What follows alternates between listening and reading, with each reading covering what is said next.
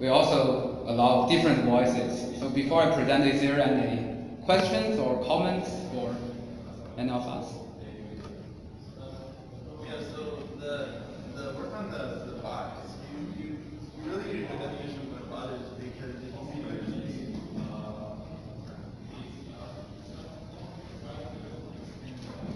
so you could just be rediscovering your own assumptions about what a bot should be, would be right. Yeah, so I didn't mention that. So Bodometer is trained on labeled examples that are collected. So it all started using honeypots. You basically put accounts that are designed in such a way that only bots will follow them. And over the years, there's been an effort into actually producing more high quality labeled examples. There is already, this is quite an effort, as you can imagine, because producing these labeled examples is quite time consuming. And we're trying to, in fact, put together all the labeled data sets that have been around. But roughly speaking, the idea is that if you ask a human labeler, you usually ask them to see whether the account is automated or not. And of course, there is a spectrum there, because there could be people that only tweet normally by themselves. There could be humans that use automated and semi-automated tools, so in a certain sense they're cyborg accounts. And then there's the outright bots that just retweet blindly whatever they're programmed to retweet or whatever. So there is really a spectrum there, and you try to take into account. Bodometer tries to capture this spectrum. Yeah, does that go? It's a very good tutorial so far. Got a lot of information about what is misinformation. There's a lot of aspect about misinformation, of course, and also a lot of successful research has done so far. But based on your experiences, what is the most significant aspect of misinformation in the age of social media? What is the best way to detect those misinformation and catch them in the early age, just avoid the damage? Yeah. So the first question we ask ourselves is how misinformation detection is different from test classification. And I think the mean property distinguishes these two problems is for the traditional text, they are generated in a way to be distinguishable itself. But for misinformation, because it's spreaded by the intentional spreaders, they try to make the information look similar to the content with the opted labels. So our finding is we try to focus on the reactions of people, how people react to it. So it's like using a crowdsourced power to test these things. Also, as I mentioned, we use the propagation. Misinformation is really spread in a different way than the real information. And the reason is behind them, they are the intentional spreaders. It's not naturally, organically spread in social media. It's in an artificial way.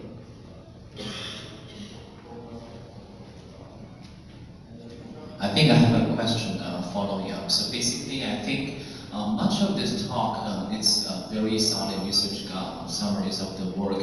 I see there is a lot of work about text, like classification, correlation, but also I'm wondering a little bit about the nature of misinformation, because if I change the title here to fake news to unusual news, seeing much of these things still apply, because what we have been discussing so far is sort of like trying to find what is unusual.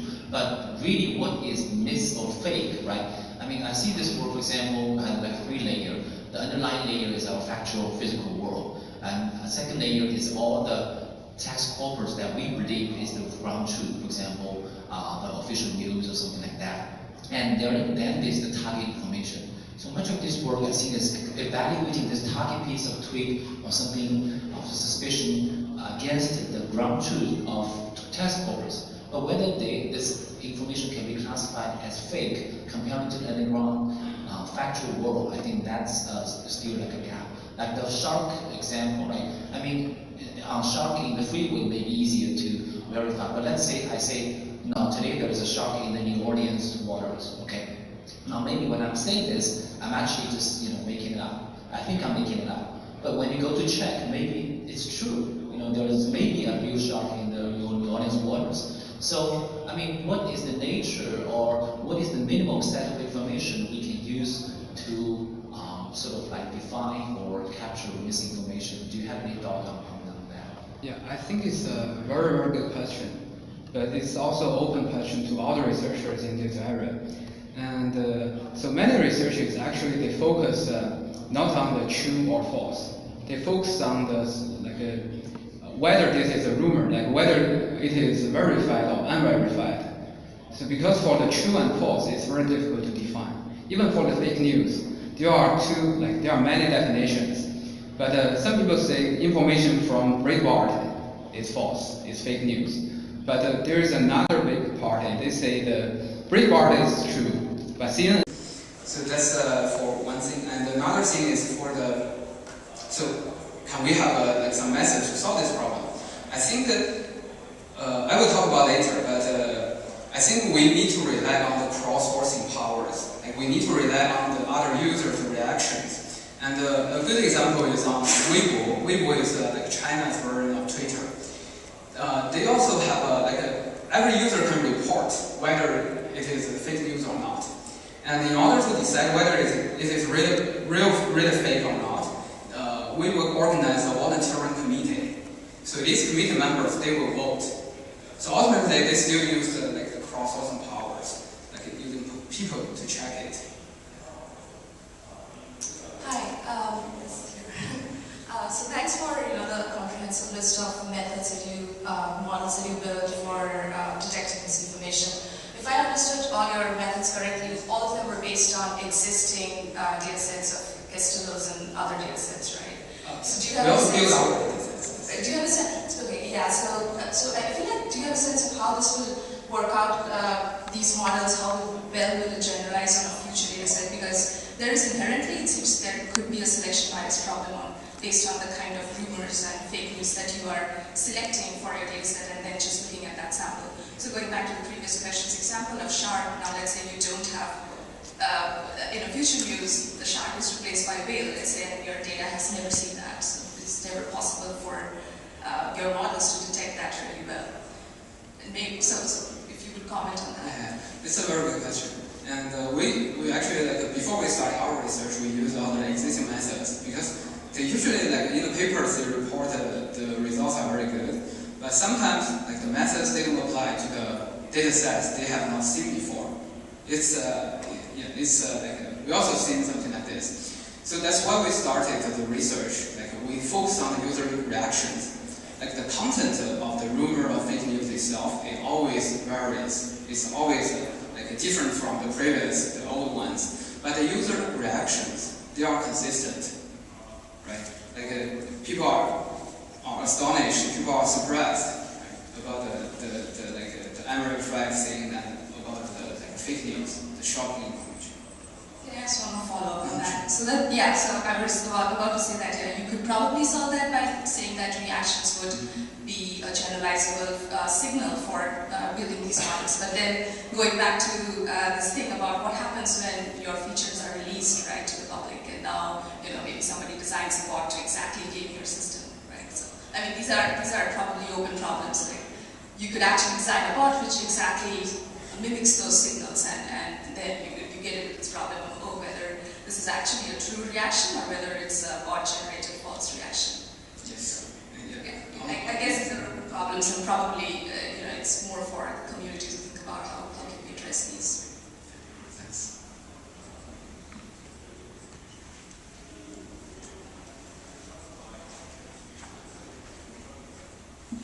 Thank you. So I think it's like a follow-up of the previous question. Can we find misinformation like fake news and whatever fits in this category without having human in the loop? So is there a way actually to find fake news, whatever events, without involving humans? Without having, you mean in the methods, we don't have a human in the loop? But I think you mentioned before that somehow you rely on the responses of the humans, Oh, right? yeah, So you check the responses and then to understand whether Yeah. it's something. The reason we focus on the user reaction is because the user reactions are consistent from the old rumors to the new rumors, from the older fake news to the new fake news. But for the content itself about the fake news and rumors, they change. If you use old rumors, you build a classifier that won't work in the for the emerging fake news and rumors. That's why we focus on them. And can we not have the human in the loop? I think that's also a good question, but also an open question. Yeah. If we I think for those companies, they do have methods like this because they can track the IP address of the users who spread these things. But for us, we only collect the information what we can see every day. But based on that, I think it's very challenging.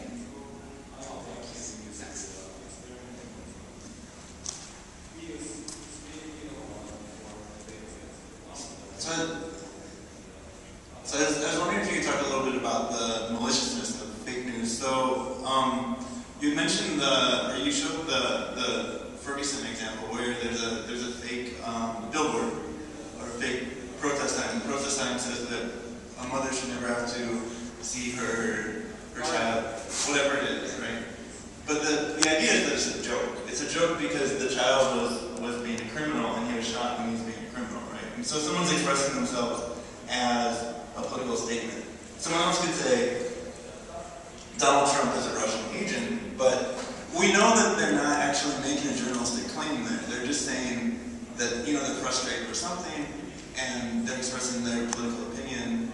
And even though that's fake in some way, they aren't being malicious of what they're doing, right? They're just expressing themselves. And so how do you distinguish between a user who's abusing the system and actually trying to propagate the idea that Donald Trump is a Russian agent versus expressing themselves in that way? Okay. So, actually, yes, very good question. All right. So, as we said in the very beginning, right? Misinformation actually it's a suite of different types of. So there is like a genuine hoax. You heard about this Samsung paid like a cent for the penalty, right? This is also some kind of a hoax. So if it's just a hoax, so we don't want to pay attention to. That's why this feedback question also very good. You have it's related to yours. And then talk about like you have different type of, then you have to figure out if it is damaging or it is just for fun. But usually, our example is usually if it's related to political events, it could be very damaging. And if it's related to individual, sometimes it could be also very damaging. It's, you have heard about this in China. They have this human flesh search, right? That's really, really dangerous because when some fake news or some rumor circulated online, then suddenly the real people, they would go to that place, just like a Pizzagate. Pizzagate is one person. But what if like a lot of people, they follow the misinformation, went to your home and just barricade your home, right? This is very, so that's why it depends. It's a very tough question. I think we will continue about the last part. Then we will also list some resources and challenges. We don't claim the work is done. And just the beginning of the beginning, I remember someone said that this is the beginning of the beginning of doing fake news. And in this afternoon, there will be a panel. I will be also talking about certain things related. The Mira is here, and our panel chair, and it's related to your question. So one is, for example, my question for the panel is it simply detectable? How would you know? Tanu, you have a question also like, in the beginning, what if I don't even know this is fake news or not, it's damaging or not? What can you do? Can we do anything? But we will see. Liang will talk about the last part, how to detect the spreader, but then we give you the resources, then hopefully will be more universities will work on this, and Indiana University, they got a DARPA grants and on this, and they're supposed to produce more, but Phil is busy, I assume, and working on that. Tanu is from Georgia Tech, so she has been working on this as well, and so we will see. Like if you can stay until 4 o'clock, there will be more discussion on this. Yeah. I will continue the part. Misinformation spreader detection. Let's go back to this example. So instead of detecting the misinformation itself, can we detect it by capturing the spreaders behind the misinformation? In this case, it's the invisible man. So we want to make the invisible man visible to us. So a large portion of online social network accounts are likely to be fake. And on fake news, on Facebook, is more than 60 million users. And on Twitter is more than 40 million. And this is an example of a misinformation spreader. Like the user, he may post things like very legitimate like before, but suddenly he will post something like someone is spreading terrible rumors about you and mention some other user and lure them to click through the phishing link. The phishing link is to Twitter.com. It's a phishing website. So there are different kinds of misinformation spreaders, like spammers. If the misinformation is spam, then it's a spammers. And if it's fraud, then it's fraudsters. So here are the features available for us to capture a misinformation spreader. So this is a Twitter account, and we have the profile features on the left, and we also have the network features, like who their friends are, and we also have poster features, the content features, based on what they posted. And for the profile, we can collect things like the number of followers and the number of followees.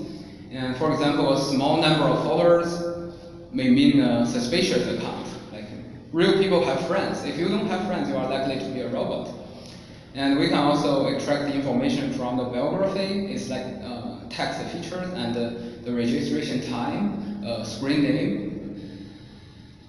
And for the text features, we extract the content from both the profile and from the posts, the tweets. So then we will be able to build a text feature vector, and for the rest of talk we will use xi as a text feature vector, and we can use backup words and the TF-IDF, these things. And this is about network features. For network features, we can collect who the friends are of an account, and then we can use the friendship relationship to build up adjacency matrix. And on the right, it's the matrix A is an adjacency matrix, and for the rest of the talk, we will use A as an adjacency matrix. And we can also collect the number of followers and the follower-follower ratio and the centrality measure of the network. And for example, if a user has a very, very low follower-follower ratio, it means that like it follows thousands of users, but only several users follow back, so it's likely the account is suspicious. And this is an overview of misinformation spreader detection research. And the research starts from content. It's back to Oscar's question. Like we start from the content, and then we realize the network information is also useful. But the emerging challenge now is these misinformation spreaders, they actively manipulate their content and the network structure. So basically, they try to hide themselves with the camouflage. And I will discuss about like how can we, like our methods on detecting the camouflage, the misinformation spreaders later. So for content and the network features, like the methods are usually based on the text features xi and based on the adjacency matrix A. And in order to model the text features, the xi, we can build any classification method. Here I use an example of linear regression. So the W are the coefficients to be learned. So the yi is the label, the ground truth. And so we can build any classification models based on it. And in order to incorporate the network information, a common assumption for this area is we assume that the users are connected, who are friends with each other, they are likely to have the same label. Like people make friends with people, and robots make friends with robots. So we add a regularization term. So the Aij means whether I and j, there is a link between the I and j, and the predicted label of I and j are supposed to be more similar. So then, it's the emerging challenge, camouflage.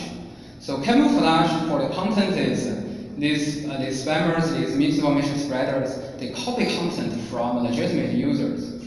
So they first hide themselves. They first try to imitate other users, and when they look really real, and when the Twitter system cannot detect them, they start spamming. And for the network, and also some sophisticated misinformation spreaders, they first hack, and they hack legitimate users' accounts, and then they spread misinformation. So all the previous content, legitimate content of these accounts, compromised accounts, they become camouflage for the malicious content, for the misinformation. And for the network camouflage, so first of all, it's an easy way. Like these robots, these spreaders, they can make friends with each other. Then they become influential in the social world of robots. And also they can link farming with normal users. So sometimes you will find that your Facebook friends make friends with some fake users because they are careless. They don't want to help, but it happens. And this is why the camouflage makes the problem really challenging. So these malicious accounts, they try to avoid being detected. So they manually manipulated two information. The first one is the text content. So they post similar things to regular users, so the feature vectors are similar. And they also manipulated the adjacency matrix, so the previous assumption no longer holds. And more for the network camouflage, because many methods, like previously, they use some heuristic-based methods. For example, they count the number of followers and they use the follower-follower ratio. But if they can manipulate the network structure, these methods are no longer effective. Also, some methods, they try to use the unsupervised methods, they use anomaly detection. They assume the robots, the misinformation spreaders, they are outliers on the social network, but actually they may not be. They may look more celebrity than the normal users. And the third challenge is we are lacking of label information. So this kind of goes back to Evan's question. So how can we label a malicious account? So here the malicious account, we say it is a positive instance. So there are two most common ways. One is we use the suspended accounts of these social media platforms. Like Twitter, they regularly suspended accounts. And we can also use honeypot. So honeypot is a set of bots created by us. And they only post nonsense. And the assumption is that normal users can easily tell this is a fake account, this is nonsense. But robots, they don't know. They will follow it. So any followers will be labeled positive, like a malicious account. But the question is, there are two questions. One is how can we get the negative data? So usually we randomly sample on social networks, but it may not be true. You may randomly sample real negative case. You may also sample some uncaptured malicious accounts, right? So the data for the positive data, negative data. So for the negative data, it's noisy. Even for the positive data, we really found some real users. They follow our honeypots. They follow it for fun.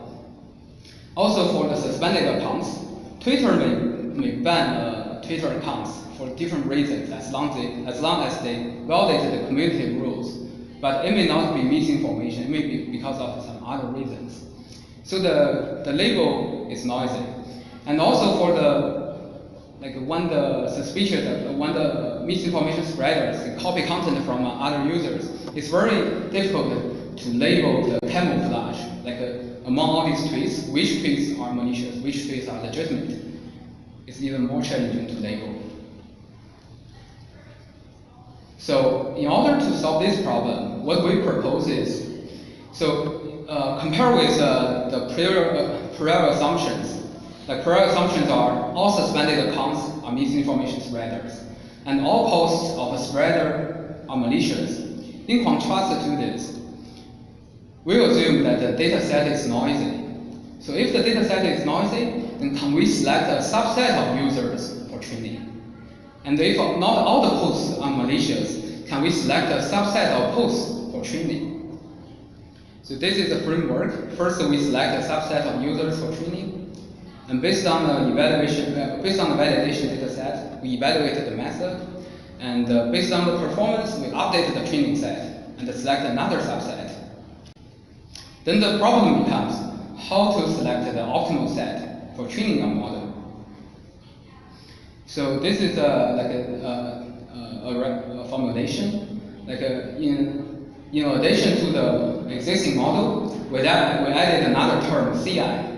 So CI is a binary variable. It's either 0 or 1. If it's 1, the data instance is selected. If it's 0, the data set is ignored in the learning.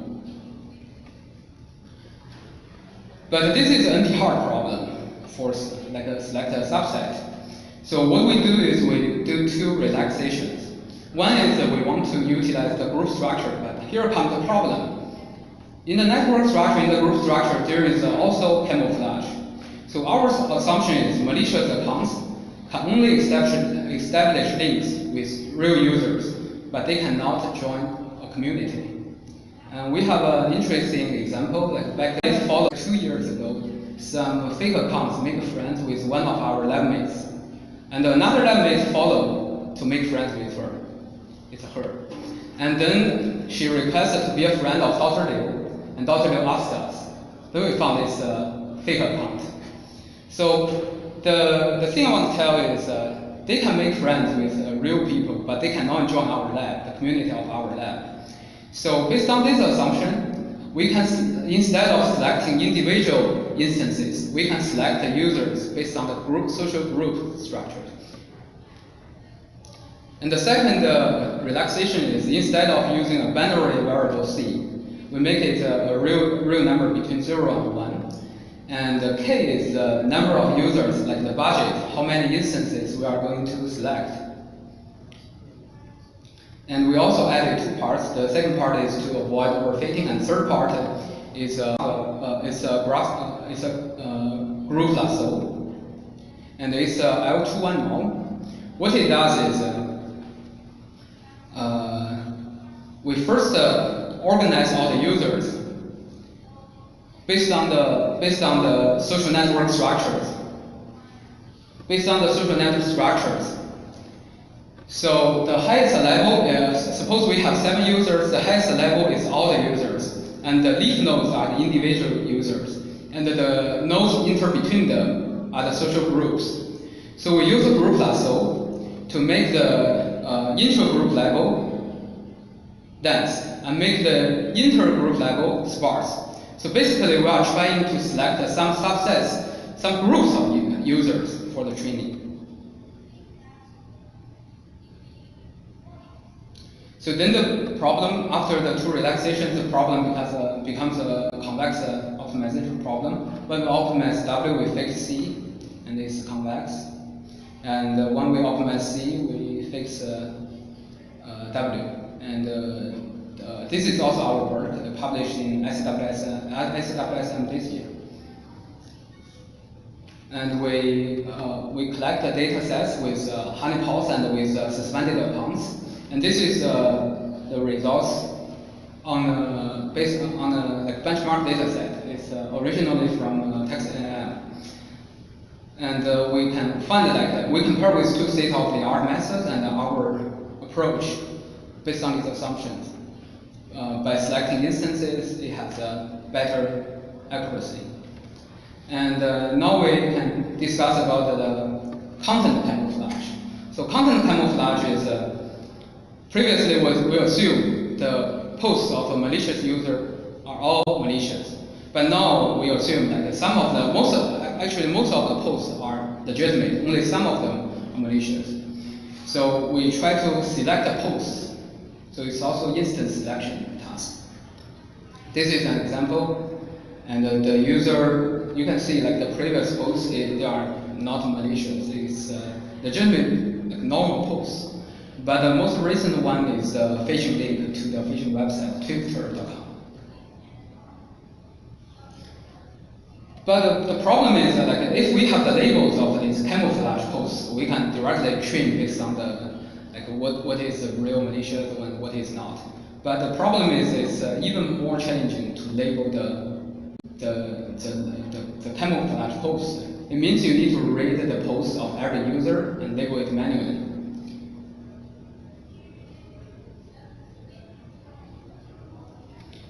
So our assumption is that the posts of misinformation spreaders are mixed with normal and malicious content.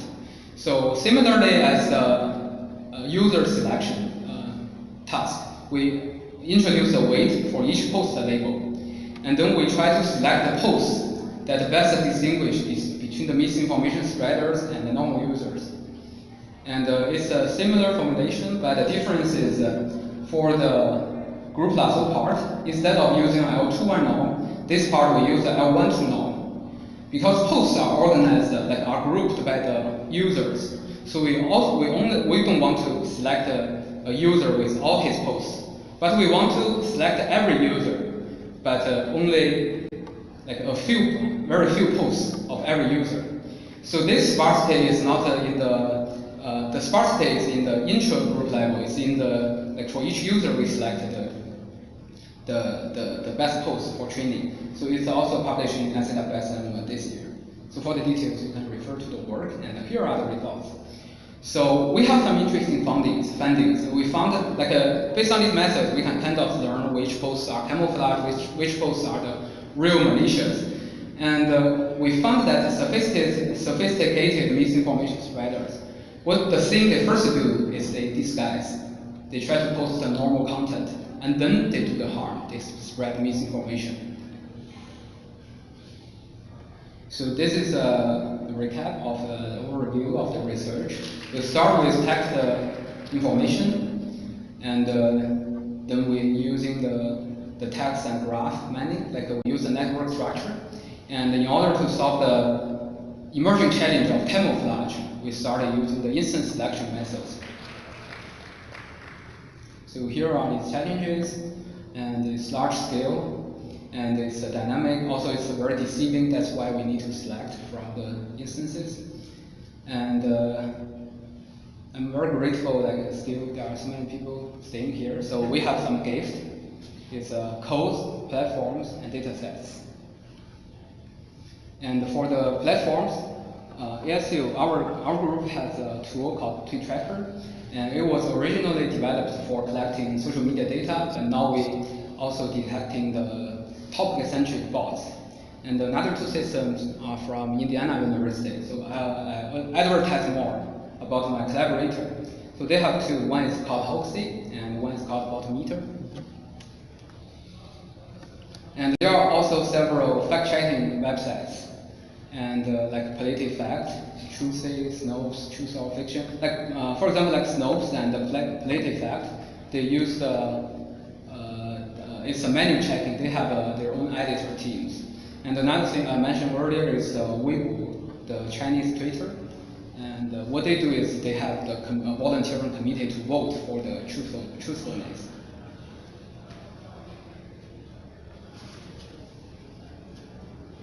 And there are several available code and data repositories. We release our honeypot code, and also you can do the very.ly. It's a cross-source fact-checking website for disasters for. And also there are two diffusion code repositories for modeling the diffusions. Also, there are several data sets, and the first one is from our group. It's from ASU. So we released all kinds of social media data sets. And I think the fourth one is from Phil Mentor, also our collaborator. And for more details about the research, you can refer to, we published some book chapters, and the first book chapter is directly relevant to this topic. If you want to get started in this area, you can refer to the book chapter. There's one thing we didn't introduce in this tutorial, but we introduced in the book chapter is the diffusion models of the misinformation. We compared the traditional information diffusion model with the misinformation diffusion models.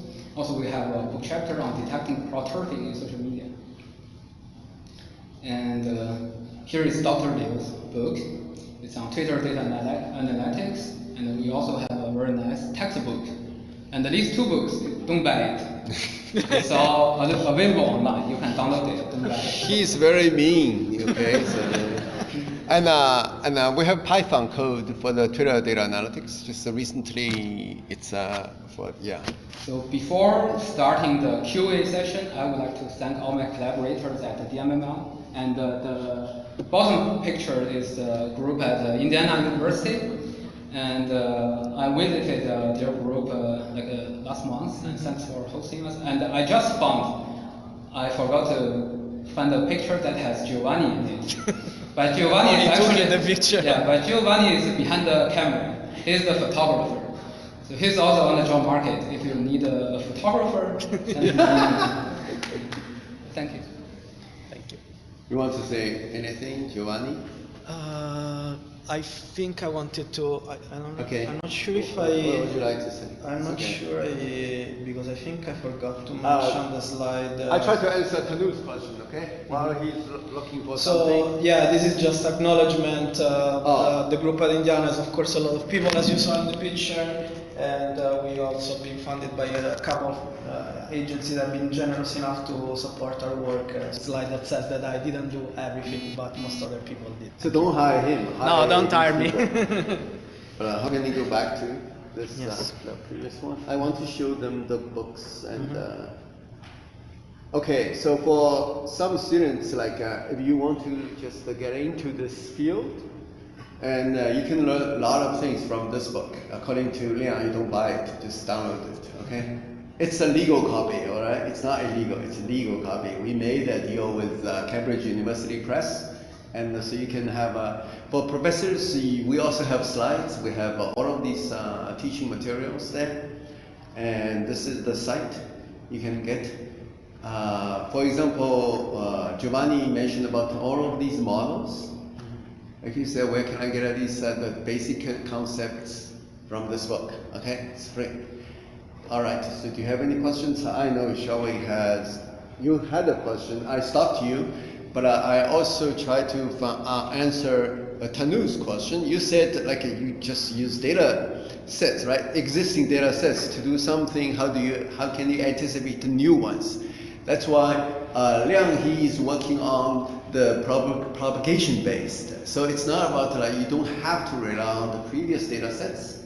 This is why he started with propagation based. But it's a very tough, propagation pathways, according to him, can be different, but when these spreaders become more sophisticated, again, they can camouflage their pathways, they can disguise them as some people, as not bots. Although they can generate a lot of bots, we don't. They generate bots. If you want to buy bots from him, No, we don't. you don't generate bots? Okay, all right. Shall we? Yes, please. Thank you for the great tutorial. I learned a lot. So my question was, you mentioned, Leon mentioned that you have a very effective approach to detect misinformation using the response to the post, and also how misinformation propagate compared to the regular, the good information. But these two approaches seem to me has some delay. You have to wait, propagate pattern, its form, and also you have to wait enough response. just say, how can we detect the misinformation, as soon as possible, without waiting for, those, patterns? Maybe again, Yeah, I can start with a couple of. One thing, first of all, is that many times, also as Liang showed, misinformation is never completely new. There's always something that has been shared before, like the first the 3 Mondays in the month and so on. And oftentimes it's a matter of being able to search quickly and being able to search in the right places. There's newspapers these days have a lot of information that is still unstructured, and there should be a lot of more research into trying to be able to reason and be able to search more effectively on those. The other thing, I think, going back into the other questions about whether we can use labels that are not produced by humans and so on, I would argue actually that we should probably rely more on experts, and the real experts in this case are journalists. Journalists are really good at verifying information really quick, but because social media have increased the speed, they cannot keep up with what's going on. And so there is a parallel efforts into trying to automate their work, at least the boring or most repetitive aspects. There are people have been working on computational fact checking. There's other people at Duke or UT Arlington also that are working on computational fact checking. And the idea there is that you try to close that gap that I show you in the Oxy picture.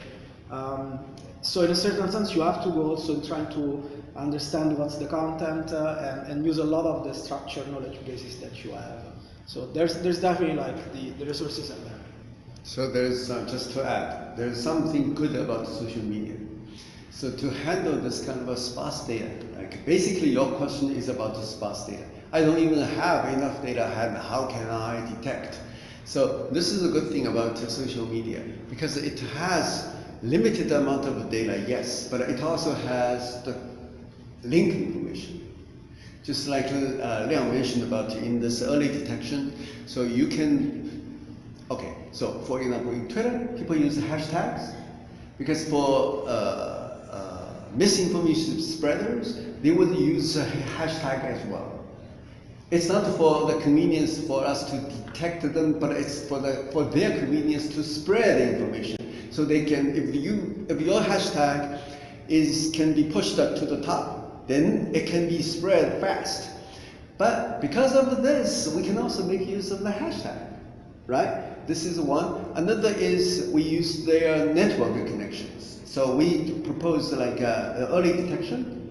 So one is clustering. The other one is to use the link information and hashtag information. Hashtag is very, very useful, but only for the Twitter. But if you would like to work on Facebook, then it will be very different, right? So, but again, back to what we said, it's the beginning of the beginning. So there's a lot of opportunity to publish papers.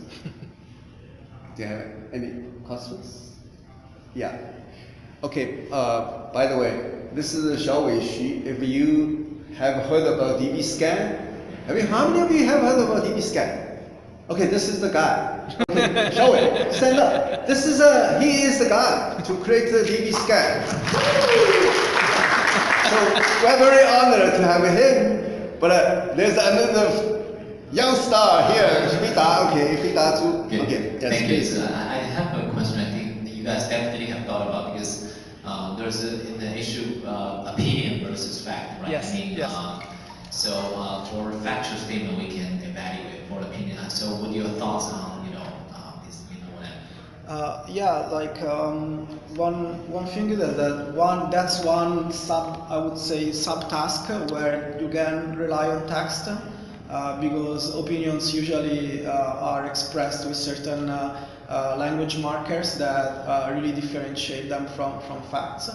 And there's a lot of research right now also trying to do this, especially filtering the factual statements. I mentioned before the work by people at Duke. They're doing exactly this. They're looking at transcripts from the presidential debates, and during the presidential debates, many things are stated, but probably not everything is important, right? You can say, like Donald Trump will say, I'm the best person in the world, that's probably opinion. Whereas when somebody else says, well, the size of our navy has never been as large, that's clearly factual. And you can, if you do NLP right and so on, you can be able to screen those things. But that's a subtask in a certain sense. So I have something to add. Like we have a lab mate, he's working on question answering. And then later he found that there are rhetorical questions. It's not for asking questions. So our focus is still around the user reactions.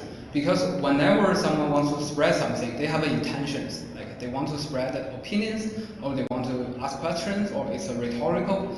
So they expect a certain kind of reactions. And not surprising, like every time the reactions are consistent with the goal, with the intent. And also the fact is different from the opinions, because opinions can be very emotional. That's why a lot of people, they try to do sentiment analysis or opinion mining, but usually the existing opinion mining is about products, it's about reviews. So that's why I said there's a lot of room for us to work on the news stuff. Okay, so in this book, it's a thin book. It's a very thin book. We basically mention about the sentiment analysis as well. We cite other people's work, but we provide a very simple code for you to use. And the good thing about this is we also provide a data set. So for you to the code as well, code and data set for this. Python, this killer data analytics. You don't have to just apply these to the tweets, but you can modify the code and to work on the other platforms. Sentiment analysis, yes, opinions are different from facts, so it is you have to use, but again, it's a difficult issue, because people can mix the two together. It's not like because they have to disguise them. I think it's almost the end, but yes, please, feel free to leave. Thank you for coming. But we will stay here. We will skip lunch. But that's fake news again. Thank you for the talk. And I look at this from a different perspective. I work for eBay, so I think there's a lot of things very similar in different contexts, but the problem is very similar. So we have those fraudulent transaction, fake accounts. People spend time to build their reputation trying to do that on later. So I think in that it's very similar. I was looking for a little bit. How do you think about maybe a little future? How you, for example, like you said, people doing this thing have different intentions, maybe associate with different costs on it. And what is you think how to distinguish by different action, different intention, what's the cost, how they're going to produce with those intention, and any policies wise or action you think about can take to counter those kind of against different intention. Before answering this question, I have something important to announce. The conference lunch has been cancelled. Oh, that's fake news. Yeah, that's fake news. That's why we focus on the user reactions. I was surprised. What? Yeah. So don't believe him, huh? You have a question? Maybe the last one? Yes, please. Well, we will answer your question. Okay, intention, I remember. Yes, please. Actually, it's related to intention. Okay, So please, yeah. I was wondering. Let's do for 2 words. So is misinformation only intentional? Because, for example, if I think of vaccination, I think a lot of people are kind of maybe unaware of the different implications and so on. Right? It's not really intentional, but it's just lack of knowledge. Yes, and exactly. Okay, there are people. Okay, have you heard about this distribution?